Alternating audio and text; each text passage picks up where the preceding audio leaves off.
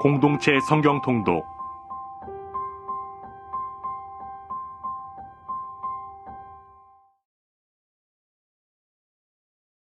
제85편 고라 자손의 시 인도자를 따라 부르는 노래.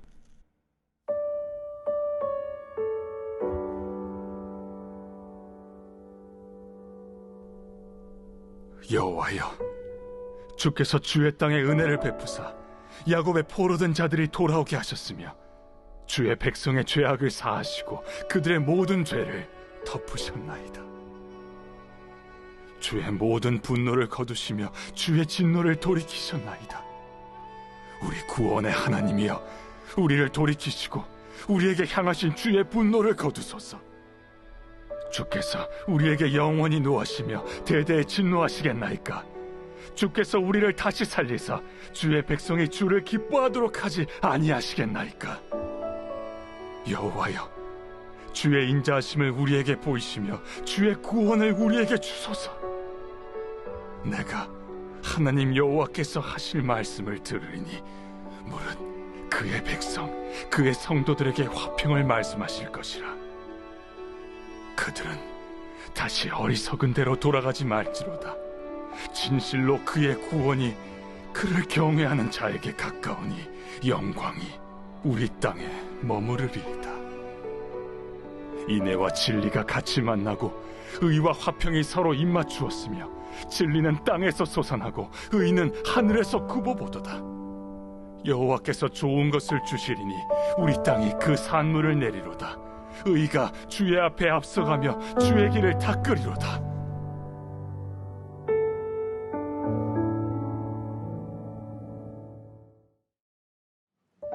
레위기 14장은 나병 환자가 나았을 때에 치르는 정결 예식을 소개하고 있습니다. 제사장이 나은 사람을 살펴본 후에 살아있는 새 2마리와 백향목, 홍색실, 우슬초를 준비합니다. 피가 필요한 동물로 새를 선택한 것은 부정을 짊어진 채 높이 그리고 멀리 날아가기 때문이었습니다. 또한 백향목을 선택한 이유는 색깔이 붉은색이었기 때문입니다. 홍색실도 마찬가지입니다. 붉은색은 생명을 상징하는 피의 색깔입니다. 마지막으로 우슬초는 무엇인가를 찍어서 뿌리기 위한 도구입니다. 이렇게 나병이 나은 후에 정결 규례를 행하고 그 결과 그 사람은 정하다고 판정을 받게 되었습니다. 그런데 그것이 끝이 아닙니다. 속건제와 속죄제를 비롯해 번제와 소제를 드려 최종적으로 정하게 되어야만 했습니다. 나병은 죽음과 맞닿은 상황이고 나병 환자를 통해 성막의 오염을 초래했기 때문에 제사를 통해 정하게 될 필요가 있었기 때문입니다. 이제 속건제와 속죄제를 통해 그 사람은 여호와 앞에서 완전히 회복되며 이어서 이루어지는 번제와 소제는 그 사람이 여호와께 합당한 제물을 드릴 수 있게 되었음을 의미했습니다. 이제 이스라엘의 일원으로 당당히 모든 제사를 드릴 수 있게 된 것입니다. 이러한 복잡한 규정들은 고대 이스라엘이 나병과 같은 병들에 대해 얼마나 엄격하고 세밀하게 관리하는지를 보여줍니다. 이는 사회의 보전과 연관되어 있고 무엇보다 구성원의 회복과 연관이 있습니다. 중요한 것은 회복입니다. 나병에서 나은 사람이 세밀한 단계를 거쳐 정상 생활로 복귀하는 것은 신중한 단계를 통해 신체를 안정화시키고 몸의 건강을 차근히 끌어올리게 하는 일이었으며 이러한 일들을 통해 공식적으로 공동체에 복귀할 수 있음을 공포하는 의미가 있었습니다. 정결 규례와 제사를 통한 회복의 의미는 예수님의 모습을 통해서도 분명하게 알 수 있습니다. 예수님은 정결 규례를 너무나도 잘 알고 계셨고 무엇보다 그 의미를 정확하게 아시는 분이었습니다. 그래서 예수님은 나병 환자를 만나셨고 그들을 고쳐주셨습니다.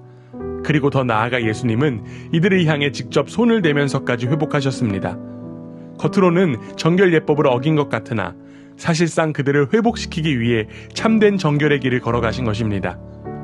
예수님께서 나병 환자를 비롯한 부정한 자들을 대한 모습을 통해 우리는 정결 예법에 대해서 다시금 생각해 볼 필요가 있습니다. 이는 문자 그대로의 의미보다 회복의 관점으로 해석해야 한다는 것입니다. 주님은 우리가 회복되기를 원하십니다. 우리의 삶도 때로는 부정함이 가득 차 나병 환자와 같은 모습일 때도 있지만 그럼에도 불구하고 주님은 우리를 회복하십니다. 오늘도 우리를 회복하시는 예수 그리스도로 인하여 기쁨과 감사의 예배를 드리는 복된 주일이 되기를 간절히 원합니다. 제 14장.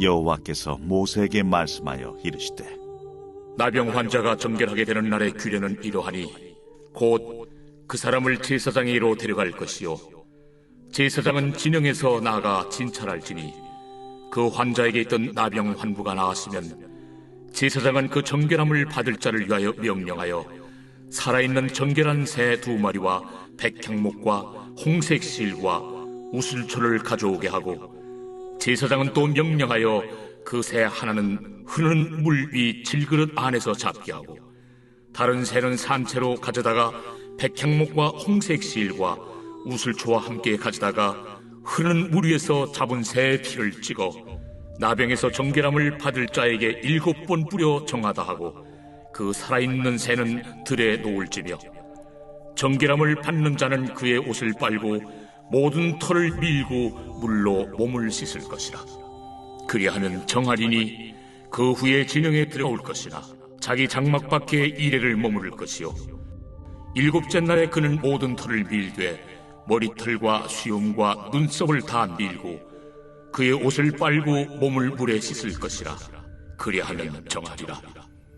8째 날에 그는 흠없는 어린 순양 2마리와 1년 된 흠없는 어린 암양 1마리와 또 고운 가루 10분의 3에바의 기름 섞은 소재물과 기름 1녹을 취할 것이요 정결하게 하는 제사장은 정결함을 받을 자와 그 물건들을 회막문 여호와 앞에 두고 어린 순양 1마리를 가져다가 기름 1녹과 아울러 속건제로 들이되 여호와 앞에 흔들어 요제를 삼고 그 어린 순양은 거룩한 장소 곧 속죄제와 번제물 잡는 곳에서 잡을 것이며 속건제물은 속죄제물과 마찬가지로 제사장에게 돌릴지니 이는 지극히 거룩한 것입니다. 제사장은 그 속건제물의 피를 취하여 정결함을 받을 자의 오른쪽 귓뿌리와 오른쪽 엄지손가락과 오른쪽 엄지발가락에 바를 것이요 제사장은 또 그 한 녹의 기름을 취하여 자기 왼쪽 손바닥에 따르고 오른쪽 손가락으로 왼쪽 손에 기름을 찍어 그 손가락으로 그것을 여호와 앞에 7번 뿌릴 것이요 손에 남은 기름은 제사장이 정결함을 받을 자의 오른쪽 귓뿌리와 오른쪽 엄지손가락과 오른쪽 엄지발가락 곧 속건제물의 피 위에 바를 것이며 아직도 그 손에 남은 기름은 제사장이 그 정결함을 받는 자의 머리에 바르고 제사장은 여호와 앞에서 그를 위하여 속죄하고 또 제사장은 속죄제를 드려 그 부정함으로 말미암아 정결함을 받을 자를 위하여 속죄하고 그 후에 번제물을 잡을 것이요 제사장은 그 번제와 소제를 제단에 드려 그를 위하여 속죄할 것이라. 그리하면 그가 정결하리라. 만일 그가 가난하여 그의 힘이 미치지 못하면 그는 흔들어 자기를 속죄할 속건제를 위하여 어린 순양 1마리와 소제를 위하여 고운 가루 10분의 1 에바에 기름 섞은 것과 기름 1녹을 취하고 그의 힘이 미치는 대로 산비둘기 2이나 집비둘기 새끼 2를 가져다가 하나는 속죄제물로 하나는 번제물로 삼아 8째 날에 그 결례를 위하여 그것들을 회막문 여호와 앞 제사장에게로 가져갈 것이요 제사장은 속건제의 어린 양과 기름 1녹을 가져다가 여호와 앞에 흔들어 요제를 삼고 속건제의 어린 양을 잡아서 제사장은 그 속건제물의 피를 가져다가 정결함을 받을 자의 오른쪽 귓뿌리와 오른쪽 엄지손가락과 오른쪽 엄지발가락에 바를 것이요 제사장은 그 기름을 자기 왼쪽 손바닥에 따르고 오른쪽 손가락으로 왼쪽 손에 기름을 조금 찍어 여호와 앞에 7번 뿌릴 것이요 그 손의 기름은 제사장이 정결함을 받을 자의 오른쪽 귓뿌리와 오른쪽 엄지손가락과 오른쪽 엄지발가락 곧 속건제물의 피를 바른 곳에 바를 것이며 또 그 손에 남은 기름은 제사장이 그 정결함을 받는 자의 머리에 발라 여호와 앞에서 그를 위하여 속죄할 것이며 그는 힘이 미치는 대로 산비둘기 1마리나 집비둘기 새끼 1마리를 들이되 곧 그의 힘이 미치는 대로 1마리는 속죄죄로 1마리는 소제와 함께 번제로 드릴 것이요 제사장은 정결함을 받을 자를 위하여 여호와 앞에 속죄할지니 나병 환자로서 그 정결 예식에 그의 힘이 미치지 못한 자의 규례가 그러하니라. 여호와께서 모세와 아론에게 말씀하여 이르시되 내가 네게 기업으로 주는 가나안 땅에 너희가 이를 때에 너희 기업의 땅에서 어떤 집에 나병 색점을 발생하게 하거든 그 집 주인은 제사장에게 가서 말하여 알리기를 무슨 색점이 집에 생겼다 할 것이요 제사장은 그 색점을 살펴보러 가기 전에 그 집안에 있는 모든 것이 부정을 면하게 하기 위하여 그 집을 비우도록 명령한 후에 들어가서 그 집을 볼지니 그 색점을 볼 때에 그 집 벽에 푸르거나 붉은 무늬의 색점이 있어 벽보다 우묵하면 제사장은 그 집 문으로 나와 그 집을 이레 동안 폐쇄하였다가 이레 만에 또 가서 살펴볼 것이요 그 색점이 벽에 퍼졌으면 그는 명령하여 색점 있는 돌을 빼내어 성 밖 부정한 곳에 버리게 하고 또 집안 사방을 긁게 하고 그 긁은 흙을 성 밖 부정한 곳에 쏟아버리게 할 것이요 그들은 다른 돌로 그 돌을 대신하며 다른 흙으로 집에 바를지니라. 돌을 빼내며 집을 긁고 고쳐 바른 후에 색점이 집에 재발하면 제사장은 또 가서 살펴볼 것이요 그 색점이 만일 집에 퍼졌으면 악성 나병인즉 이는 부정하니 그는 그 집을 헐고 돌과 그 제목과 그 집의 모든 흙을 성 밖 부정한 곳으로 내어갈 것이며 그 집을 폐쇄한 날 동안에 들어가는 자는 저녁까지 부정할 것이요 그 집에서 자는 자는 그의 옷을 빨 것이요 그 집에서 먹는 자도 그의 옷을 빨 것이니라. 그 집을 고쳐 바른 후에 제사장이 들어가 살펴보아서 색점이 집에 퍼지지 아니하였으면 이는 색점이 나은 것이니 제사장은 그 집을 정하다 하고 그는 그 집을 정결하게 하기 위하여 새 2마리와 백향목과 홍색 실과 우슬초를 가져다가 그 새 하나를 흐르는 물 위 질그릇 안에서 잡고 백향목과 우슬초와 홍색 실과 살아있는 새를 가져다가 잡은 새의 피와 흐르는 물을 찍어 그 집에 7번 뿌릴 것이요 그는 새의 피와 흐르는 물과 살아있는 새와 백향목과 우슬초와 홍색 실로 집을 정결하게 하고 그 살아있는 새는 성 밖 들에 놓아주고 그 집을 위하여 속죄할 것이라. 그러면 정결하리라. 이는 각종 나병 환부에 대한 규례니 곧 옴과 의복과 가옥의 나병과 돋는 것과 뾰루지와 색점이 어느 때는 부정하고 어느 때는 정함을 가르치는 것이니 나병의 규례가 이러하니라.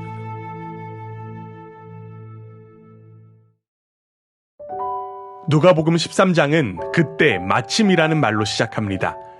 이것은 이제부터 시작되는 말씀이 앞의 단락과 깊은 연관이 있음을 암시하는 것입니다. 사실 예수님은 무리를 향해 단호하고 긴급한 어조로 심각한 내용의 말씀을 하고 계셨습니다.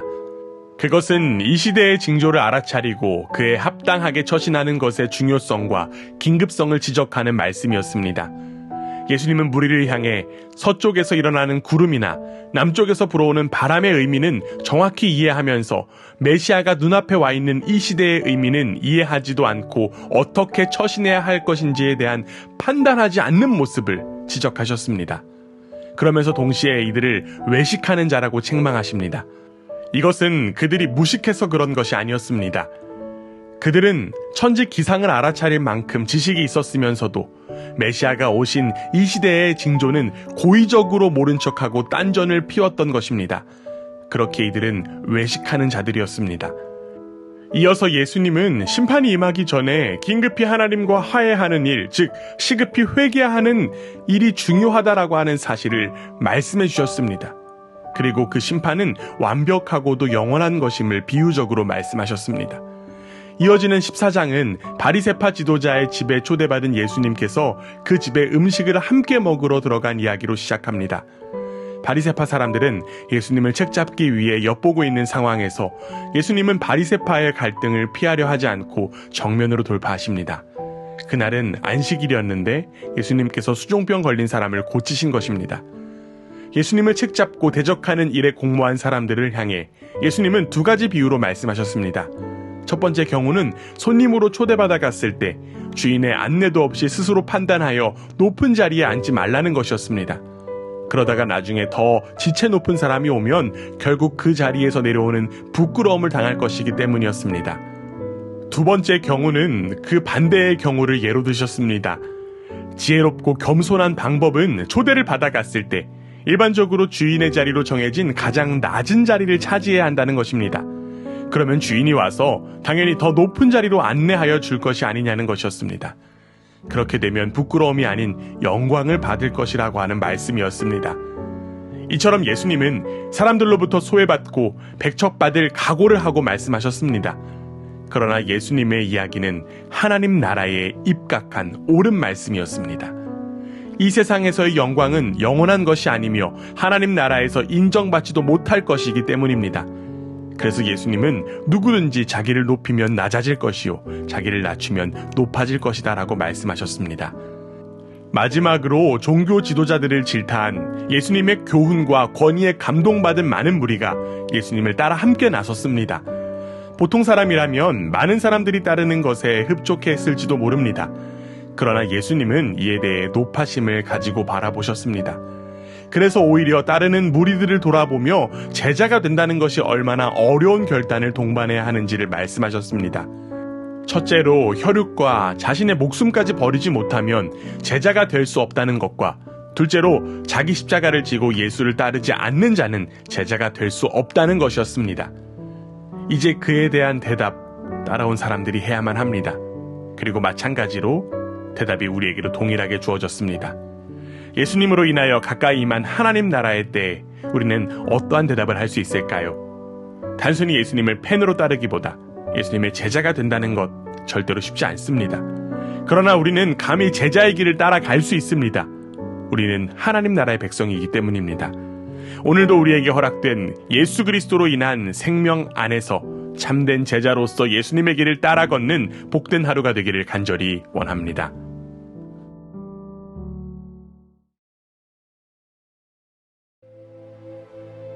제13장.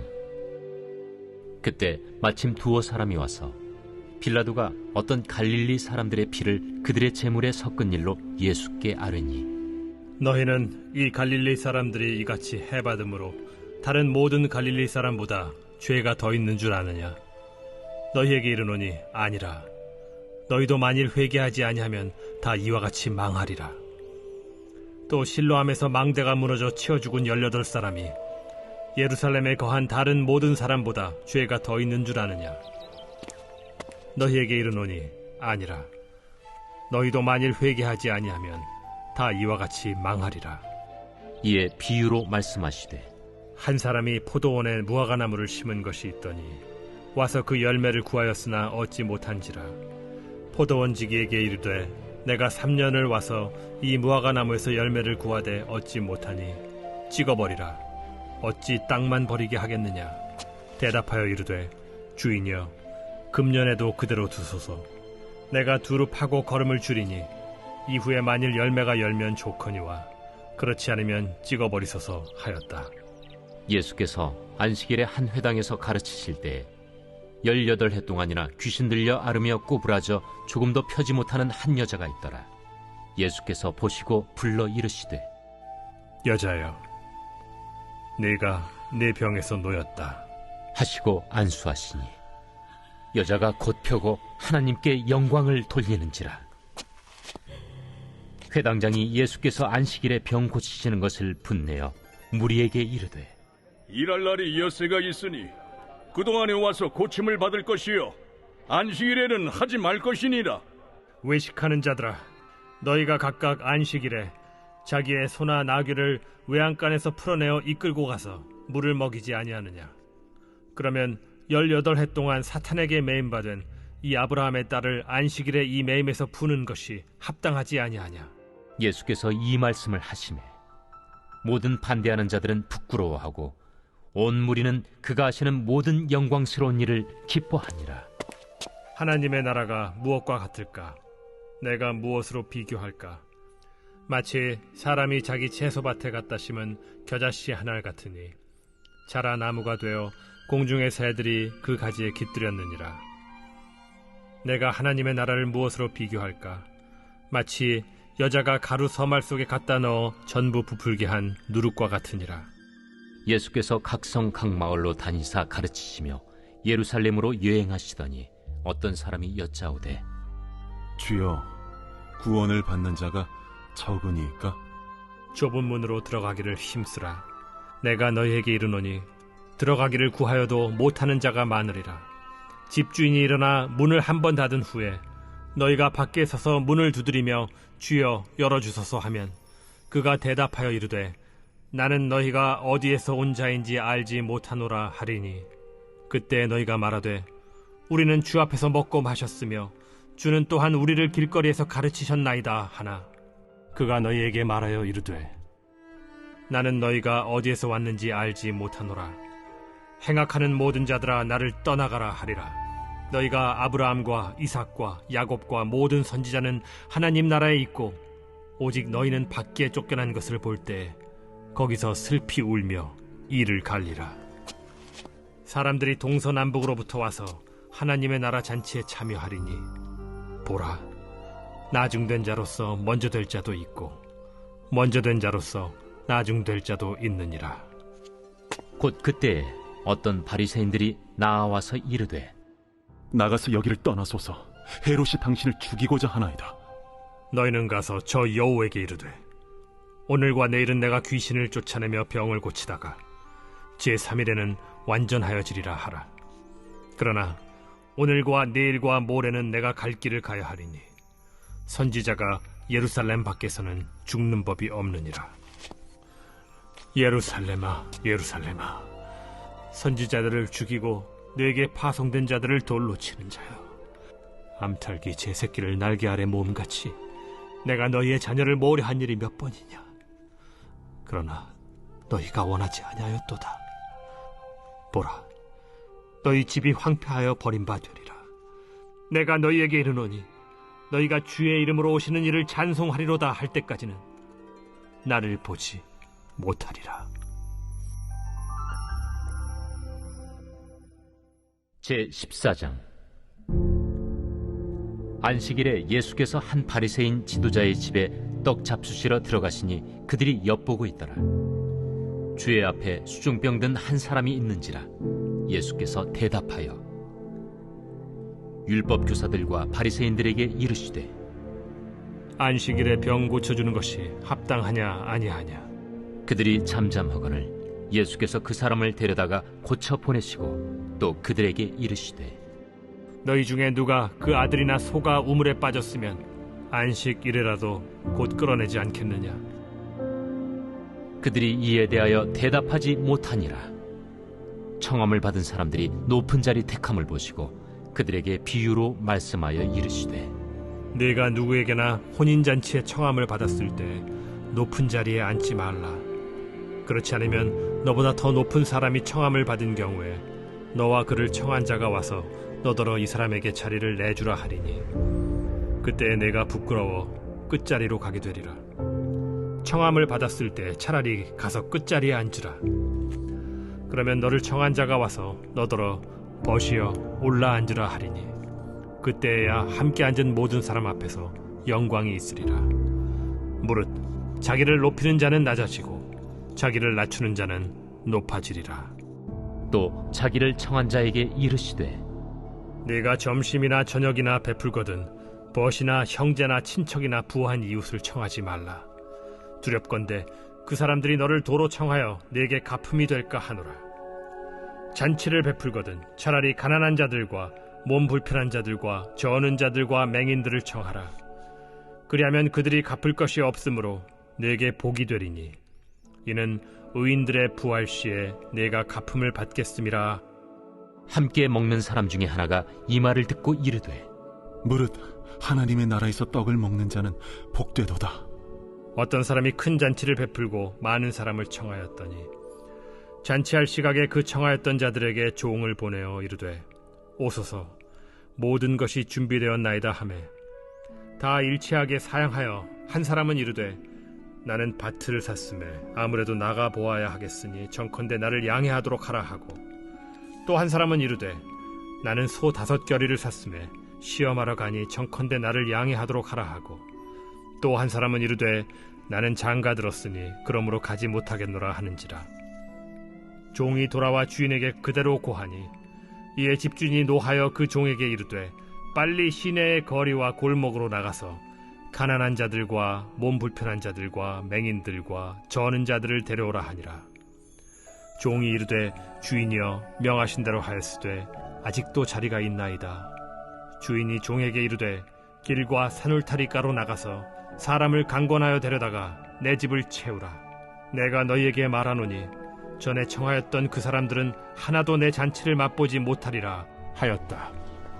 수많은 무리가 함께 갈새 예수께서 돌이키사 이르시되 무릇 내게 오는 자가 자기 부모와 처자와 형제와 자매와 더욱이 자기 목숨까지 미워하지 아니하면 능히 내 제자가 되지 못하고, 누구든지 자기 십자가를 지고 나를 따르지 않는 자도 능히 내 제자가 되지 못하리라. 너희 중에 누가 망대를 세우고자 할진대 자기의 가진 것이 준공하기까지에 족할는지 먼저 앉아 그 비용을 계산하지 아니하겠느냐. 그렇게 아니하여 그 기초만 쌓고 능히 이루지 못하면 보는 자가 다 비웃어 이르되 이 사람이 공사를 시작하고 능히 이루지 못하였다 하리라. 또 어떤 임금이 다른 임금과 싸우러 갈 때 먼저 앉아 1만 명으로서 저 2만 명을 거느리고 오는 자를 대적할 수 있을까 헤아리지 아니하겠느냐. 만일 못할 터이면 그가 아직 멀리 있을 때 사신을 보내어 화친을 청할지니라. 이와 같이 너희 중에 누구든지 자기의 모든 소유를 버리지 아니하면 능히 내 제자가 되지 못하리라. 소금이 좋은 것이나 소금도 만일 그 맛을 잃으면 무엇으로 짜게 하리요. 땅에도 거름에도 쓸데없어 내버리느니라. 들을 귀가 있는 자는 들을지어다.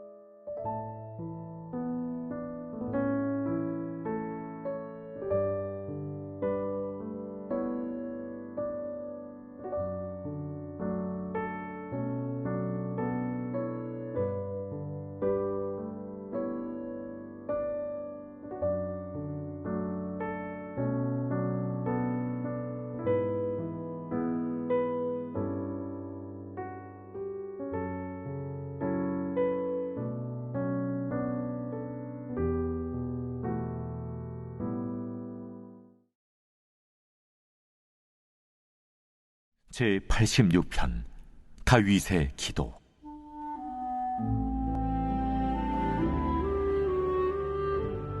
여호와여, 나는 가난하고 궁핍하오니 주의 귀를 기울여 내게 응답하소서.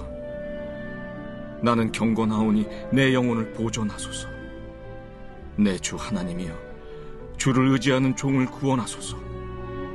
주여, 내게 은혜를 베푸소서. 내가 종일 주께 부르짖나이다. 주여, 내 영혼이 주를 우러러보오니 주여, 내 영혼을 기쁘게 하소서. 주는 선하사 사죄하기를 즐거워하시며 주께 부르짖는 자에게 인자함이 후하심이니이다. 여호와여, 나의 기도에 귀를 기울이시고 내가 간구하는 소리를 들으소서. 나의 환난 날에 내가 주께 부르짖으리니 주께서 내게 응답하시리이다. 주여, 신들 중에 주와 같은 자 없사오며 주의 행하심과 같은 일도 없나이다. 주여, 주께서 지으신 모든 민족이 와서 주의 앞에 경배하며 주의 이름에 영광을 돌리리이다. 무릇 주는 위대하사 기이한 일들을 행하시오니 주만이 하나님이시니이다. 여호와여, 주의 도를 내게 가르치소서. 내가 주의 진리에 행하오리니 일심으로 주의 이름을 경외하게 하소서. 주 나의 하나님이여, 내가 전심으로 주를 찬송하고 영원토록 주의 이름에 영광을 돌리오리니 이는 내게 향하신 주의 인자하심이 크사 내 영혼을 깊은 수월에서 건지셨음이니이다. 하나님이여, 교만한 자들이 일어나 나를 치고 포악한 자의 무리가 내 영혼을 찾아 싸우며 자기 앞에 주를 두지 아니하였나이다. 그러나 주여, 주는 긍휼히 여기시며 은혜를 베푸시며 노하기를 더디하시며 인자와 진실이 풍성하신 하나님이시오니 내게로 돌이키사 내게 은혜를 베푸소서. 주의 종에게 힘을 주시고 주의 여종의 아들을 구원하소서. 은총의 표적을 내게 보이소서. 그러면 나를 미워하는 그들이 보고 부끄러워하오리니 여호와여, 주는 나를 돕고 위로하시는 이신이이다.